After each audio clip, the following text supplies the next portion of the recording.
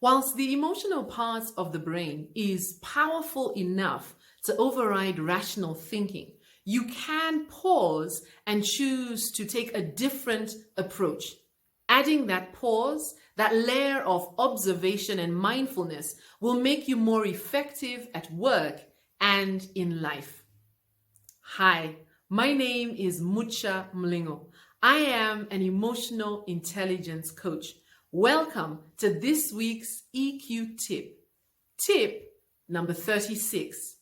Hit the pause button.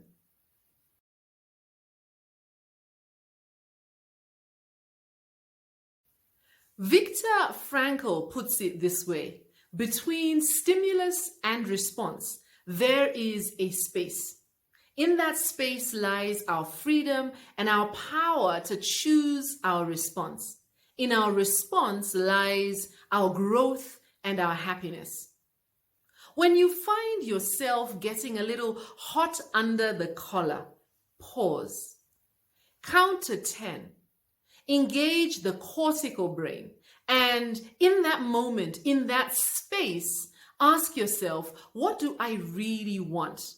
Focus on responding rather than reacting. If you would like to learn more about how you can take that pause, join us in our 40-week EQ challenge, a journey towards transformation where we are building emotional competence together. Join our Facebook group today and be part of this exciting journey so you can learn how you can leverage emotional intelligence for your success at work and in life. See you in the Facebook group.